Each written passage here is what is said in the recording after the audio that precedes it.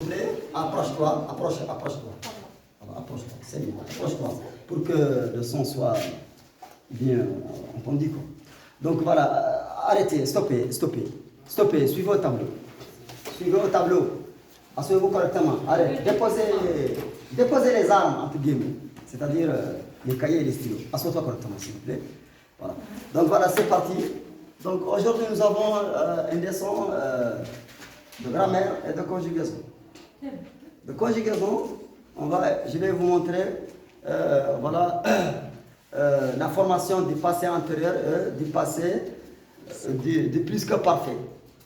La grammaire, je vais vous expliquer l'idée et l'emploi de passé antérieur et du plus que parfait. De plus que parfait.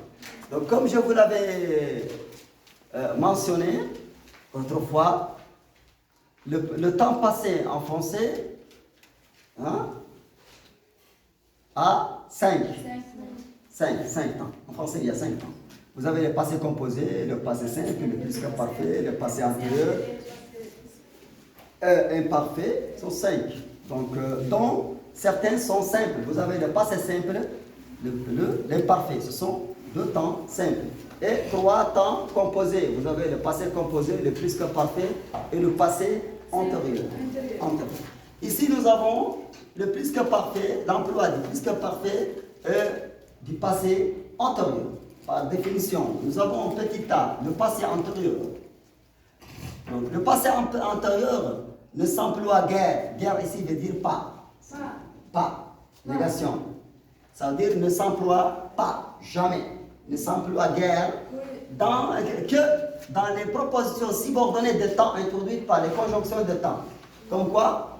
Comme quand, si je veux employer introduire ou employer le passé antérieur, je dois toujours commencer la phrase, la subordonnée par quand. Quand, lorsque, dès que, aussitôt que, après que, à peine que, etc., etc. Donc voilà. Quand, en arabe, veut dire quoi? Indama. Tout. Indama. Quand, dès que, lorsque, indama. Vous voyez? Donc, vous avez après que. Ba'dama. Très bien. Très bien. Le mot après que évoque quoi? Évoque une action d'intériorité. Ça, je vais le voir. Je vais vous expliquer la différence entre l'intériorité, la postériorité et la contemporanéité dans une leçon suivante. Voilà. Après que, à peine que, c'est toujours le temps. Voilà. Indemain. Oui, tout ça c'est le temps. Sauf que après que veut dire tout ça, ça indique bien sûr, ça indique le temps des actions passées, bien sûr. Des actions passées, parce qu'il s'agit du passé antérieur. Donc, ces conjonctions indiquent le temps passé, parce qu'elles sont suivies d'un passé antérieur. Suivez. Donc, voilà l'idée. Il, ça veut dire, il ici, ça arrêtez, stoppez, suivez au tableau. Arrêtez, suivez au tableau. Il ici représente quoi? Le passé antérieur. Il marque, le verbe marquer, il souligne, il indique, comme on dit en arabe, il marque une action antérieure à l'action principale, ça on va le voir. Qu'elle est souvent au passé simple. Et le passé antérieur est employé ainsi, côte à côte avec le passé simple, garde la plupart des caractères du passé simple. Donc ici, voilà, ici on parle de quoi? De l'emploi du passé simple, du passé antérieur dans les propositions subordonnées et l'emploi du passé antérieur dans les propositions indépendantes. Dans les propositions indépendantes, il garde le caractère du passé simple. Il indique une action rapide, achevée, ainsi de suite. Donc, action isolée, ça c'est le caractère du passé simple. Isolé, rapide, isolé, le passé simple, qui ne se répète pas. rapide, c'est non répété, voilà, qui prend sa place chronologique, s'approche du temps passé chronologique, ça veut dire du temps temporel, sa place temporelle, c'est du temps, parce qu'on emploie souvent le passé antérieur dans les propositions indépendantes, le passé simple dans un récit, dans un texte, dans une histoire, si on veut raconter une histoire, dont les actions restent achevées, terminées, qui ne se répètent jamais, puisque ces actions se sont déroulées dans le passé. Dans le passé, qui ne se répète jamais. Donc, chronologique veut dire temporel, du temps passé. Vous voyez, le chronologie veut dire le temps. Le chronologie veut dire le temps. Hein? Voilà. Dans la série des actions, regardez, dans la série des actions, la chaîne des actions, une série silsila, des actions successives, dans un récit. Le récit veut dire quoi? Le récit veut dire un conte, une histoire, une narration en temps narratif, dans un texte. Donc voilà, c'était juste une lecture. On va rentrer dans les explications. On va rentrer. Donc maintenant, nous avons l'emploi dit plus que parfait. Le plus que parfait. Alors que le passé antérieur s'emploie rarement, très rarement, dans les propositions indépendantes, le plus que parfait s'y rencontre. S'y rencontre, ça veut dire se rencontre, se trouve, existe ou se présente dans les propositions indépendantes. C'est le contraire du passé antérieur. Souvent, on remarque la présence du passé antérieur dans les propositions subordonnées, après bien sûr les conjonctions de temps, quand, après que. Alors que dans une proposition indépendante, on peut remarquer la présence du passé de plus que parfait, parce que ça exprime une action achevée, terminée. Voilà, ça on va le voir. Regardez les exemples.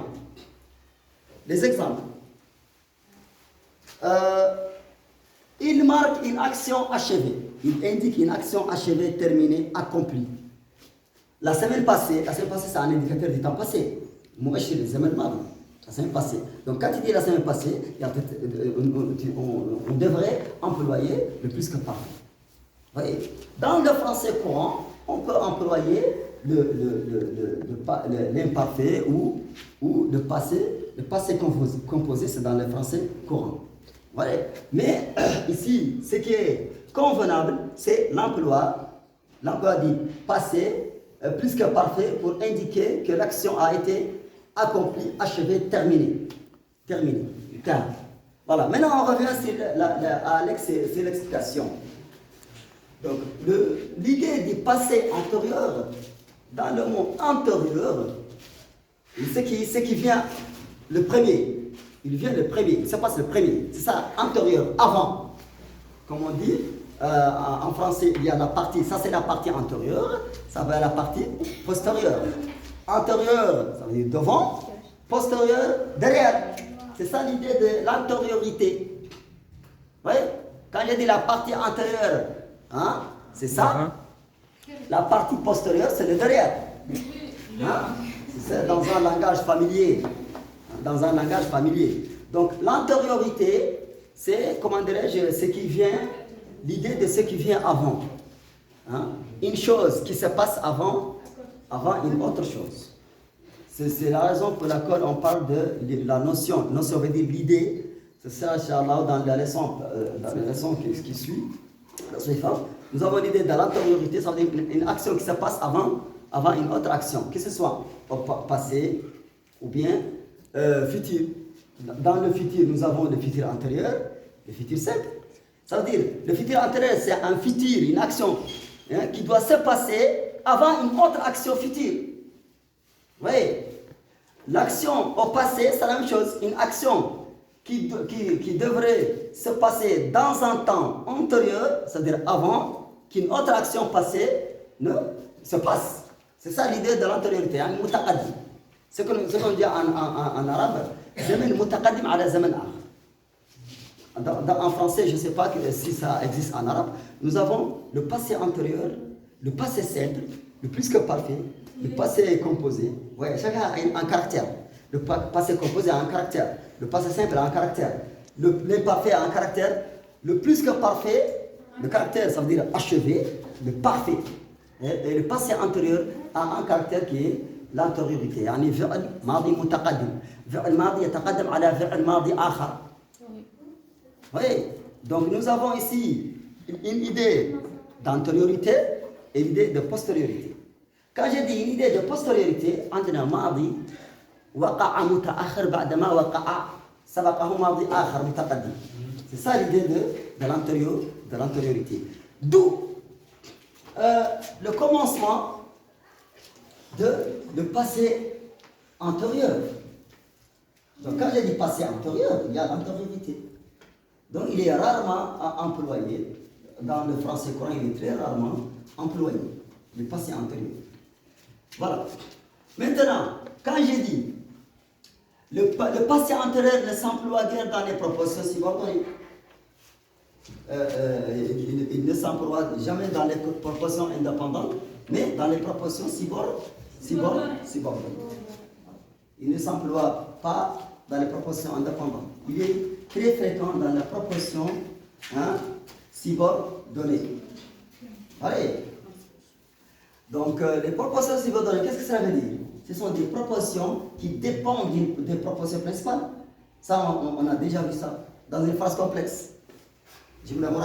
Dans une phrase complexe, nous avons proposition principale, proposition subordonnée, reliée par une conjonction de subordination. Donc, une phrase complexe, c'est une phrase qui contient plusieurs verbes. Plusieurs verbes. On dit qu'il y a deux propositions. Donc, dans les propositions subordonnées, on peut remarquer l'existence du passé antérieur. Du passé antérieur. Voilà. Donc, ici, j'ai fait une petite erreur. Parce que le passé antérieur s'emploie guère dans les propositions indépendantes. Mais au contraire, il s'emploie dans les propositions subordonnées. On va corriger la faute, c'est pas grave. Voilà, regardez, par les conjonctions, ce sont ces conjonctions d'état qui introduisent le passé, l'action antérieure. Regardez l'exemple. On n'a pas mis l'exemple. Voilà. Quand c'est une conjonction, ne vous inquiétez pas, je vais vous donner l'exemple. 1. C'est censé suivre. Dans un deuxième temps, je vais vous donner des exemples. Elle va être très claire. Donc regardez, quand c'est une conjonction du temps qui introduit une subordonnée. Où est la subordonnée? Voilà. Quand le gâteau eut pris une bonne couleur, c'est une proposition subordonnée introduite par quand. Où est la proposition principale? Le reste. Où est le reste? Il nous servit tout brûlant. C'est ça la proposition principale. Je peux recommencer la phrase par la proposition principale. Je pourrais dire, il nous servit tout brûlant quand le gâteau y prit. Vous voyez, ça je vais vous donner des exemples aussi comme ça, que vous connaissez. Plus clair et plus facile. Voilà. Quand le gâteau eut pris une bonne couleur, c'est l'auxiliaire avoir. Ça c'est comme si j'emploie le verbe avoir au passé simple. Par exemple, au passé simple, j'ai dit j'eus de l'argent, tu eus de l'argent et eu de l'argent. Ça c'est le verbe avoir au passé simple, mais le verbe avoir ici devrait être suivi d'un complément. Donc si le verbe avoir est suivi d'un complément, ici il n'est plus un auxiliaire, mais un verbe avoir. Mais il est ici au cas contraire, au cas où il est suivi d'un participe passé, il devient quoi? Un auxiliaire avoir, parce qu'il est suivi d'un participe passé du verbe. Donc ici, l'auxiliaire avoir du passé antérieur. Où est le participe passé? Le verbe prendre. Prendre, pris. Vous voyez? Donc, pris. Pris. Il prit quoi? Verbe prendre, akhadar. Une bonne couleur. Une bonne couleur, ça veut dire que le gâteau devient prêt, cuit, à manger. Une bonne couleur. Donc, la couleur que je désire. Il nous servit. Il nous donnait, Voilà, il nous servit tout brûlant. Il nous servit tout brûlant. Le verbe servir. Tu as commencé, c'est bien. Donc, il nous servit, le verbe servir ici conjugué au passé. Silence. Qu'est-ce qui ne va pas? Tu as dépassé